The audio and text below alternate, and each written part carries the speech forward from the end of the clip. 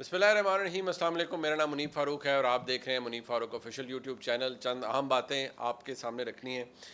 एक तो मैं बहुत शुक्रगुज़ार हूँ बहुत से दोस्तों का जो कमेंट्स के अंदर, बल्कि मुझे कुछ एक दोस्त हैं जिन्होंने कमेंट किया और कुछ मशवरे भी दिए हैं कि क्या चीज़ ऐड हो सकती है वीलॉग्स के अंदर और किस तरह की क्लिप्स वगैरह हम इस्तेमाल कर सकते हैं। वो डेफिनेटली एजेंडा के ऊपर है और मैं बहुत ममनून हूँ कि आप इतना इंटरेस्ट ले रहे हैं इन व्लॉग्स के अंदर, या हम अगर इसके कंटेंट से मुतमईन हैं। यकीनी तौर पर इसमें बेहतरी की बहुत गुंजाइश है और मैं आप सबका बहुत ममनून हूँ कि आप वक्त निकालते हैं, ना सिर्फ देखते हैं बल्कि उसके अंदर कमेंट करते हैं, तो मेरी बहुत हौसला अफजाई होती है।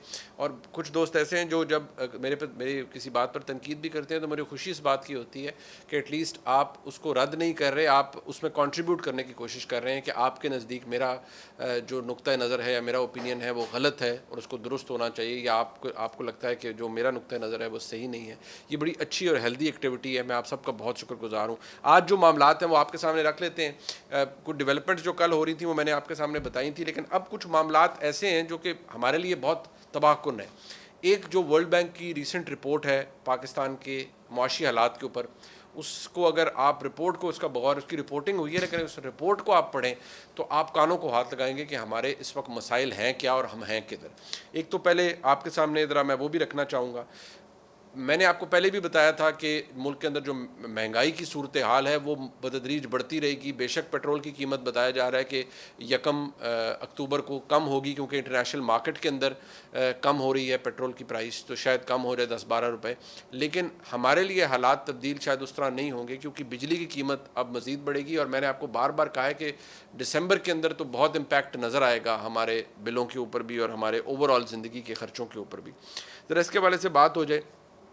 एक इंटरेस्टिंग फैक्ट आपके सामने रखना है। इमरान खान साहब की बिल आखिर समात के लिए रख ली गई है वो बेल एप्लीकेशन, जिसकी वजह से वो आज तक, क्योंकि उनकी तोशाखाना केस के अंदर सज़ा मुअत्तल हो चुकी है, उनकी बेल हो चुकी है, वो साइफ़र केस के अंदर अभी तक जुडिशल रिमांड पर हैं। वो बेल उनकी लगी है और इस्लामाबाद हाई कोर्ट में लगी है। क्या वो बेल हो सकती है, नहीं हो सकती, उसके प्रॉस्पेक्ट्स आपके सामने रखेंगे। आगे जाके एक बदकिस्मत एलिमेंट जो हमारे मुल्क की सियासत के अंदर है कि ठीक है बहुत सारे मामलात होते हैं, लेकिन एक केस चल रहा है जो इमरान खान साहब की ज़ाती ज़िंदगी से मुताबिकत रखता है। एक वो उनकी एलिजिडली उनकी जो साहबजादी टेरियन उनका केस था। एक केस था वो निकाह वाला है कि जी इद्दत के दौरान निकाह किया गया और वो सारा, अब उसके ऊपर कभी नोटिस इशू होता है, कभी क्या होता है। मैं ज़रा उसकी हकीकत भी आपके सामने रखना चाहूँगा कि क्या होना चाहिए क्या नहीं।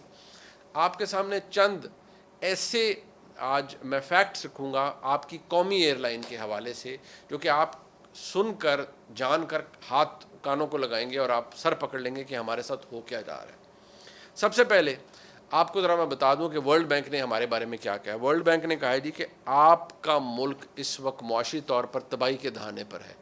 अगर आप अपने मुल्क के अंदर जो फालतू ख़र्चे हैं जो कि हम बेदरक करी जाते हैं, डेवलपमेंट भी है, सब कुछ है, वो कहते हैं अगर इसको कंट्रोल नहीं करेंगे तो आप ठीक नहीं होंगे। अगर आप ज़रूरी ज़मीनों के ऊपर जो लोग ज़राअत से पैसे कमाते हैं, अगर आप उनको टैक्स नेट के अंदर प्रॉपरली नहीं लाएंगे, उनसे टैक्सेस नहीं लेंगे, तो आपका मुल्क कभी दुरुस्त नहीं हो सकता। अगर आप रियल इस्टेट के ऊपर टैक्सेस प्रॉपरली नहीं उन्हें रेगुलेट करेंगे और नहीं लेंगे तो मुल्क आपका दुरुस्त नहीं हो सकता। अब आप अंदाज़ा लगाइए कि पहले 9.5 करोड़ लोग हो गए हैं जो सतह गुर्बत से नीचे हैं, 1.25 करोड़ का इजाफा हो गया उनके अंदर।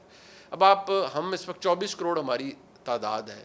अब आप ये देखिए, इस वक्त अगर आप नॉर्मल हाउस होल्ड या घराना उनमें बात कीजिए तो कोई भी शख्स ऐसा नहीं है जो अपनी कमाई से अपना घर पूरा कर रहा है, और एटलीस्ट उनकी तादाद बढ़ रही है विद एवरी पासिंग डे।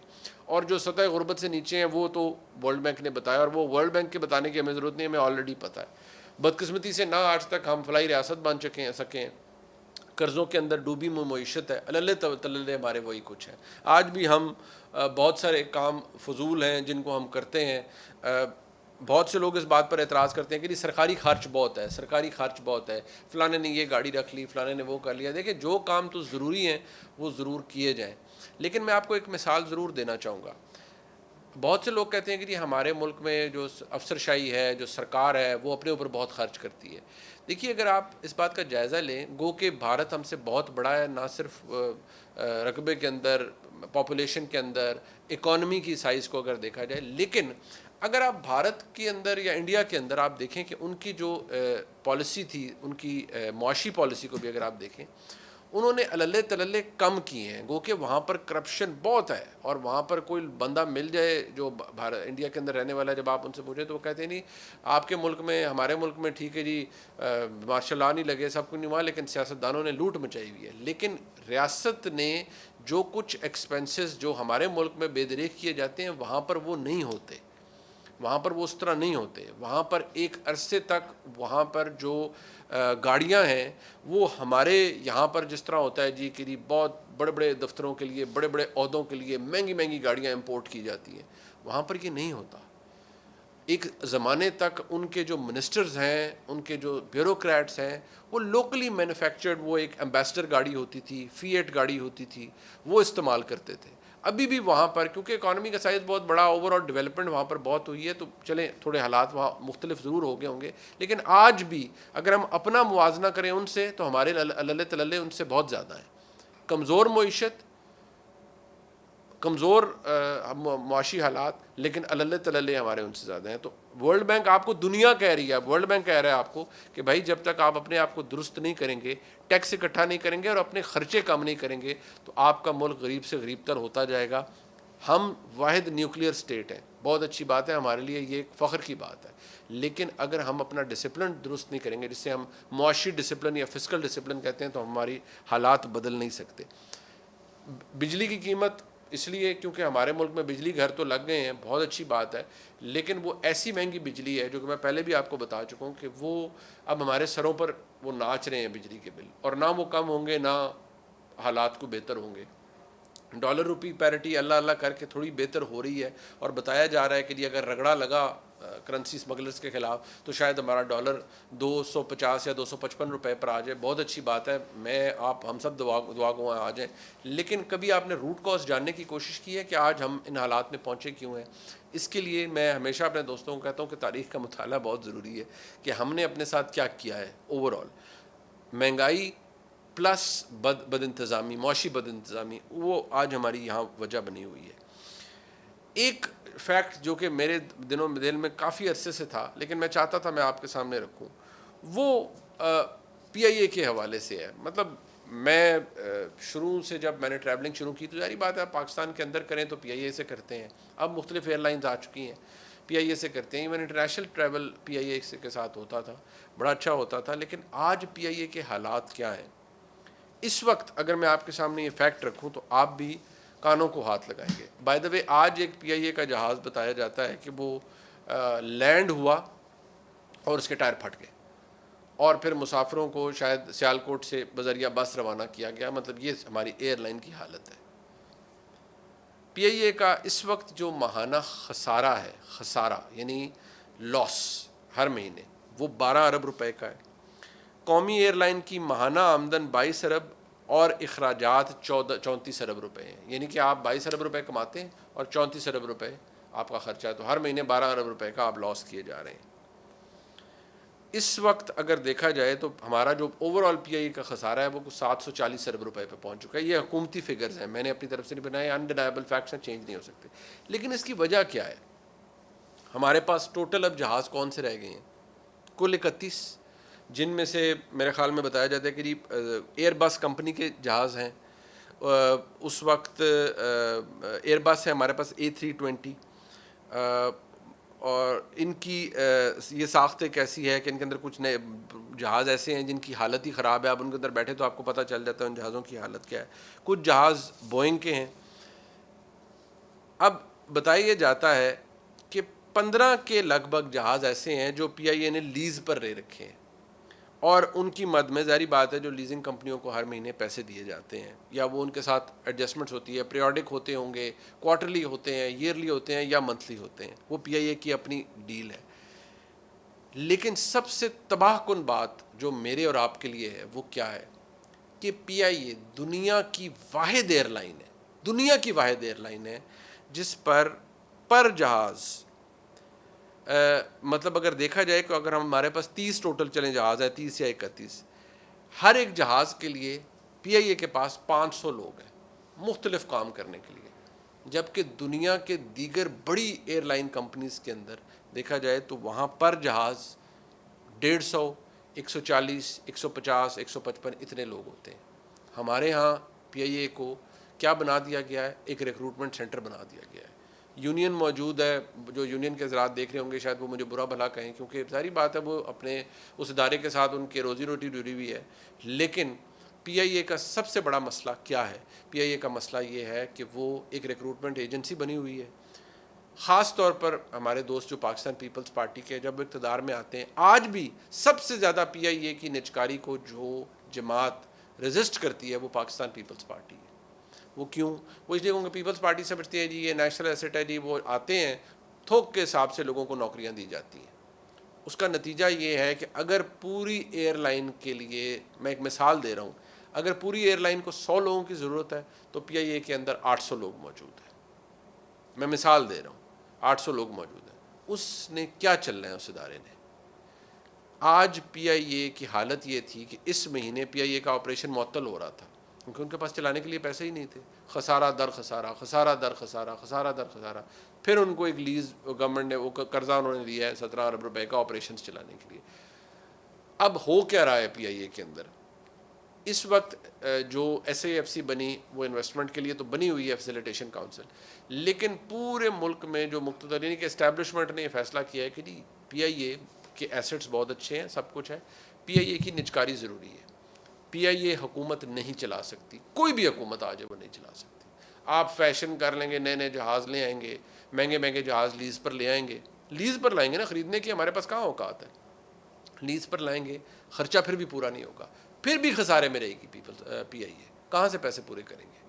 میں تو جتنے لوگوں سے ایویشن کی بات کی ہے ان میں سے کسی ایک نے بھی مجھے یہ نہیں کہا کہ پی آئی اے کو ہم خود ہی پروفیٹیبل بنا سکتے ہیں. پتہ نہیں کیسے بنا سکتے ہیں، انلیس کہ ہمارے پاس بہت سارا زر مبادلہ ہو، اربوں ڈالر اس کے اندر انویسٹ کیے جائیں تو ہاں پھر ٹھیک ہے، اس کو آپ خود ہی کھڑا کر سکتے ہیں. لیکن وہ پاکستان کے پاس نہیں ہے. 1 ارب ڈالر کے لیے آئی ایم ایف کے سامنے ناک رگڑنا پڑ رہا ہے ہمیں. پی آئی اے کی نجکاری آج بھی رجسٹ کی جائے گی. مجھے نہیں امید کہ نگران حکومت کے دور میں کچھ ہو سکتا ہے. فواد حسن فواد صاحب بڑے کریڈیبل ایک بیوروکریٹ ہیں، ان کو نگران وہ وزیر ہیں غالباً نجکاری کے. وہ ایک پلان بنا ہوا ہے، اس پر عمل کر رہے ہیں. مجھے نہیں پتا وہ کتنا عمل کر پائیں گے. لیکن اب ریاستی سطح پر فیصلہ ہو گیا کہ پی آئی اے کا بوجھ برداشت نہیں کیا جا سکتا، بالکل نہیں کیا جا سکتا. وہ اس لیے کہ پی آئی اے ایک ڈمپنگ گراؤنڈ بن گیا ہے. پیسہ ڈالو، وہ کنواں ہے، اس میں چلا جائے گا، کوئی فائدہ نہیں ہوگا. لہٰذا آپ خود اندازہ لگائیے کہ کیا آپ کی نیشنل کیریئر چل سکتا ہے ایسے حالات میں؟ نہیں. یہ ایک مثال ہے پی آئی اے. آپ کو ایسے 10 ادارے اس ملک کے اندر مل جائیں گے جن کا یہی حال ہے، جن کی نجکاری ضروری ہے. آپ کبھی ترقی نہیں کر سکتے ریاستی طور پر، ملکی طور پر، اگر آپ ان چیزوں کو درست نہیں کریں گے. اب میں ایک اہم موضوع ہے، ظاہری بات ہے، پاکستان تحریک انصاف کے بہت سے دوست جو چاہتے ہیں عمران خان صاحب کی جلد ان کی سزا، اس میں بھی ان کو بیل ملے، یعنی سائفر والے معاملے پہ. دیکھیے ان کی ضمانت تو لگ گئی، لیکن میں نے آپ کو پہلے بھی کہا تھا وہ جو خصوصی عدالت ہے اس نے ریجیکٹ کی.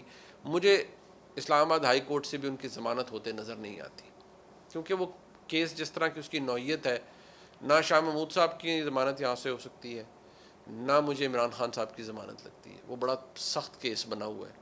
اور اسد عمر صاحب کا میں اب بھی مجھے لگتا ہے کہ وہ ابھی بھی وہ حفاظتی ان کا چل رہا ہے. مجھے نہیں لگتا کہ ان کو وہ کتنے رگڑے میں آئیں گے. شاہ محمود صاحب کے خلاف معاملہ سخت ہے، ان کو وہ فارن منسٹر تھے، ان سے کہا جا رہا ہے کہ جی سرٹن آپ بتائیں، پھر وہ کچھ باتیں انہوں نے بتا دی، اس سے آگے وہ نہیں جاتے. عمران خان صاحب کو یہاں سے بیل نہیں ملے گی. مجھے لگتا ہے اگر ملے گی تو شاید سپریم کورٹ سے ملے گی، وہ بھی شاید والی، لیکن شاید سپریم کورٹ سے مل جائے. یہاں سے بیل انہیں نہیں ملے گی لاہور اسلام آباد ہائی کورٹ سے. میں بہت خوشگوار حیرت میں مبتلا ہو جاؤں گا اگر انہیں یہاں بیل مل جائے. لیکن ایک بات میں ضرور کہنا چاہوں گا کہ جتنی مرضی تلخی لے آئیں، جتنی مرضی مسائل عمران خان کے ہوں، کچھ کام نہیں ہونے چاہیے. جیسے کہ جی کیس آ گیا جی، وہ جی چل رہا ہے جی، وہ عدت کے دوران نکاح والا. دیکھیں یہ بصد احترام بہت سے لوگ مجھ سے ڈس ایگری کریں گے، یہ ذاتی عمل ہے کسی کا. بھائی مجھے نہیں پتا کہ وہ عدت کے دوران تھا، عدت کے بعد تھا، کیا تھا. اس سے پاکستان کی نیشنل پالیٹکس کے اوپر کیا فرق پڑتا ہے، کیا نہیں پڑتا. لیکن کچھ چیزیں ایسی ہوتی ہیں جو کہ شاید کسی کو اپیل نہیں کر رہی ہوتی. مجھے تو کم از کم یہ نہیں کرتی کہ جی وہ آپ ان کو لے آئیں جی کہ انہوں نے عدت میں نکاح کیا تھا یا عدت کے دوران ہی کر لیا تھا. اب وہ ٹھیک ہے یہ قابل اعتراض بات بھی ہوگی، شاید شرعی طور پر بھی ہو، شاید نہیں یقینی طور پر شرعی طور پر ہے، لیکن میں چاہتا ہوں کہ وہ بہت ساری چیزوں کے اوپر پردہ رہنا چاہیے. یہ میں بہت سے لوگ مجھ سے ڈس ایگری کرتے ہیں کہ میں تو اللہ اور بندے کا معاملہ ہے، یہ تو بہت ساری چیزوں کو باہر نہیں، پردے نہیں چاک کرنے چاہیے لوگوں کے. تو اس معاملے میں یہ کہتا ہوں کہ پردے نہ چاک کیے جائیں، لیکن بہت سے میرے دوست مجھ سے اس بات سے ایگری نہیں کرتے. لیکن اگر آپ اس کا جائزہ لیں تو پھر جب اس کا امپیکٹ آتا ہے پوری سوسائٹی کے اوپر تو وہ بڑا نیگیٹو ہوتا ہے، کوئی اتنا اچھا نہیں ہوتا. شاید کچھ خواتین ہیں جو اس کو ریزینٹ کرتی ہوں گی کہ یار یہ کیا شروع ہوا بھائی، یہ کون سے کیس ہیں کرنے والے، یا یہ کون سے کیس ہیں کسی کو سزا جزا دینے والے. یہ اللہ اور بندے کا معاملہ ہے، پردے رکھیں لوگوں کے. یہ ایک میرا نقطہ نظر ہے، شاید اس سے آپ اس سے ڈس ایگری کریں. آخر میں نے گزشتہ روز جاتے جاتے آپ کو کہا تھا کہ بہت کچھ ہونے والا ہے. وہ بہت کچھ ہونے والا یہ ہے کہ آپ کو بڑے بڑے عجیب کام ہوتے ہوئے نظر آئیں گے.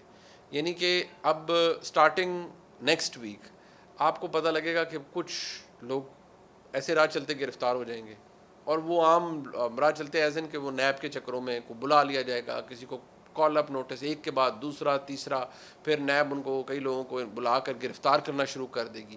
یہ سلسلہ یہ آن دا کارڈز ہے اور یہ ہوگا، اور یہ اگلے 2 سے 3 مہینے دسمبر تک یہ عروج پر مجھے لگتا ہی جائے گا. کیونکہ جو لوگ مجھے بتا رہے تھے کہ اس کا شور بہت بڑھے گا. شور بڑھے گا تو کیا ہوگا؟ شور بڑھے گا تو پھر شاید ساری جماعتیں یہ کہیں دیکھیں جی ہمارے ساتھ تو یہ ہو رہا ہے، ہمیں کوئی بھی پھر شاید یہ نہیں کہے گا ہمارے لیے لیول پلینگ فیلڈ ہے. ہر جماعت یہ کہے گی جی ہمارے ساتھ بڑی زیادتی کی جا رہی ہے، اور ان کے توپوں کے دانے اسٹیبلشمنٹ کی جانب ہوں گے. اب یہ بائی ڈیزائن ہوگا یا نظام خود بخود کرے گا؟ میرے خیال میں آپ بہت ذہین ہیں، آپ جانتے ہیں کیسے ہوگا. بہرحال یہ ہونے جا رہا ہے، اور آپ کو بہت سی چیخوں پکار آنے والے دنوں کے اندر دیکھنے کو ملے گی. یہ ولاگ لائک سبسکرائب شیئر کیجیے گا اپنے بہت سے دوست. ایک میرے دوست جنہوں نے کہا ہے کہ میں ضرور کہا کروں کہ سبسکرائب کیا کریں، تو میری درخواست ہے کہ ضرور سبسکرائب کریں. لیکن آپ دیکھ لیتے ہیں، آپ سبسکرائب بھی کرتے ہیں، کمنٹ بھی کرتے ہیں، میرے لیے یہ بھی بہت بڑی بات ہوتی ہے، اور میں آپ سب کا ممنون ہوں. بہت شکریہ آپ کا. خدا حافظ.